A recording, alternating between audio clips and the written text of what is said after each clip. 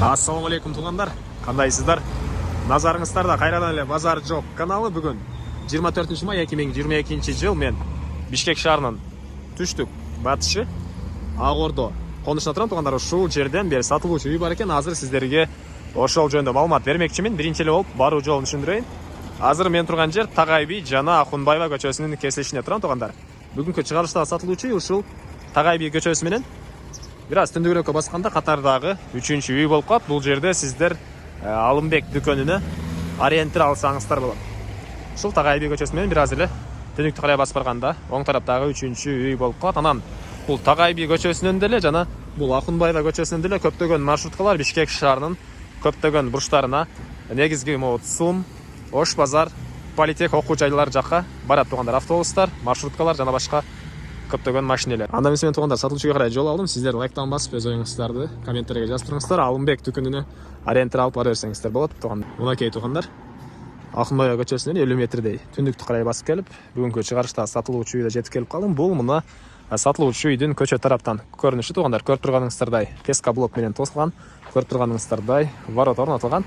Анан бул жер бизнес кылганга деле ыңгайлуу жерде жайгашты. Мына Tagay би ондай чоң асфальт трассанын жээгинде жайгашкан. Кошуналарга окшоп сиздер деле бир кандайдыр бир сулуулук салону, же болбосо кандайдыр бир дүкөн, бул жактагыларга окшоп же чакан кафе ачсаңыздар деле болот экен. Эми ал жагы өзүңүздөрдүн фантазияңыздар тугандар. Анан мектеп жөнүндө айтсак, бир аз бир 300 метрдей ылдыракка бассаңыздар Гагарина көчөсүнө жетпей мектеп деле бар, садиктер деле бул жакта бар экен. Анан ары короосуна келейин да калган маалыматтарды берейин тугандар. Документтер боюнча кызыл китеп, техпаспорт бары бар дейт. Суу, свет, канализация бары центральный, бир гана отопление, котел менен иштейт экен тугандар. Мынакей бул үйдүн көрүнүшү. 2 этаж үй, толук түрдө кирпич менен бүтүлгөн тугандар. Көрүп турганыңыздардай сейсма пояс, колонналар коюлуптур. Жеринин аянты 5 соток тугандар. Мына алда тарабында жаш бактар жана көрүп турганыңыздардай жер бир аз жер жемиштерди бар экен тугандар. Андан айта кетчү нерсе тугандар, бул Hyundai Sonata'da сатылат экен. Аны да азыр видеонун жүрүшүндө айтам.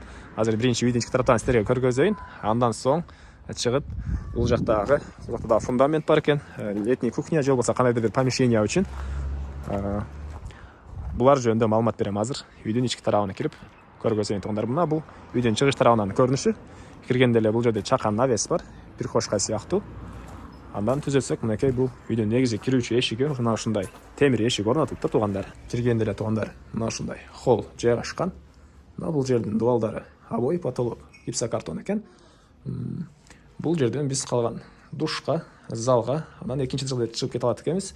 Пара отоплениянын котел жайгашкан бөлмө деле мына ушул жерде жайгашкан тугандар. Ички тарабы азыркы учурда толук түрдө бүтө эле экен. Азыр сиздерге биринчи эле оң тараптан тугандар бир чекинен көргөзүп кетип берейин. Анан чыгып бул жактагы бөлмөлөрдү да көргөзөйүн. Бул жакка кирсек зал тугандар. Окей. Дубалдар, обой, потолок, гипсокартон жана чыгыш тараптан чоң пластик терезелер орнотулуптур тугандар. Окей. Көрүп турганыңыздардай. Отоплениянын бөлмөсү бар, бирок азыркы учурда отопление өзү орнотулган эмес. Мен жана видеонун башында отопление бар деп айтып алыптырмын. Адаш мынакей холдун бул жагынан 2 пластик терезе орнотулган тугандар. Мынакей күн ушул жактан тийип жарык болот экен бул жак. Андан ары түзөтсөк бул жакта кухня. Мына ушул даражага чейин бүтүрүлгөн. Ички тарабынан суу чыгарылып, раковина орнотулуптур, дубалдар шпаклевка тугандар жана батыш тараптан пластик терезе орнотулган. Мынакей ушул даражага чейин бүтүрүлүптүр. Андан ары кайра эле холлго чыгып, сол тарапка кайрылсак, бул жакта душ, суусу арестон менен жылыйт экен тугандар.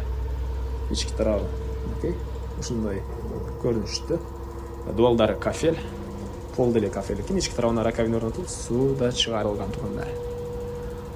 Окей, эми андан ары сиздерге экинчи этажды көргөзөйүн, мансартты. Негизинен үй жолдун жээгинде, жана видеонун башында айткандай эле, кандайдыр бир ишкерди кылсаңыздар ыңгайлуу жерде жайгашкан. Маршруткалар деле шаардын бурчулуштарына ушул жерден өтөт.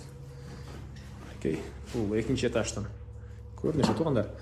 Лестницалар деле ушул даражага чейин бүтүрүлгөн. Бул экинчи этаждын холлу тугандар. Окей. Бул жерден биз 3 бөлмөгө жана балконго чыгып кете алат экенбиз. бөлмөлөр азыр мына көргөзөйүн. Мына ушул даражага чейин бүтүрүлгөн. Окей. Чыгыш тараптан терезе орнотулуптур. Потолок гипсокартон туугандар. Пол жыгачтан болгон пол. Андан ары бояктагы бөлмөнү көргөзөйүн туугандар. Мына эшиктери. Мына ушундай эшиктер орнотулган, бөлмөлөр аралык эшиктер. Бул мансарттагы экинчи бөлмө. Бул деле чыгыш тараптан пластик терезе орнотулуптур туугандар. И эң акыркы бөлмө бул жакта. Дагы бир чоң бөлмө бар экен. Азыркы учурда окей. Ушундай складтын ролун аткарат. Шпаклевка болгон, потолок деле бүткөн, бар эле бүткөн туугандар. Окей. Ушундай көрүнүштө. Эми ушул жерден түз чыксак, биякта балкон жайгашкан туугандар. 3 терезе орнотулуптур түштүк тараптан. Полдору жайгашкан болгон пол экен. Эми коросуна чыгайын дагы туугандар. Калган маалыматтарды берейин. Туугандар, мен кайра үйдөн тышкарганмын. Бул мына үйдөн чыгыш тараптан көрүнүшү. Анан бул жакта бурчта үйдөн тышкарганда туалет бар экен, жана кошуналар менен болгон аралык полный пескоблок менен тегеренте тосулган, жана бул жакта узун туурасы бир 13кө 4төй. Бул жолу менен туугандар, ченегем жок. 13кө 4төй бир летний кухня же болбосо жана башка бир склад, ушундай помещение үчүн расчет алып коюлган фундамент бар экен. И бул жакта кандай жер жемшекенге жер, гүлдөр, жаш бактар туугандар. Эмне маалымат калды?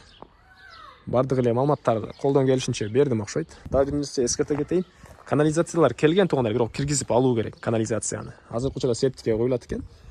Киргизиле элек үйгөчү. Эми канализация. Мына үйдүн бул түндүк тараптан көрүнүшү. Эми баасын айтайын туугандар, бул үйдүн баасына $100,000 деп атышат. Сүйлөшүү болот. Звонок кылып сүйлөшүп көрүңүздөр. Эсинин номери экранда. Анан дагы негизги маалыматтарды бир жолу кайталай кетейин. Жеринин аянты 5 соток.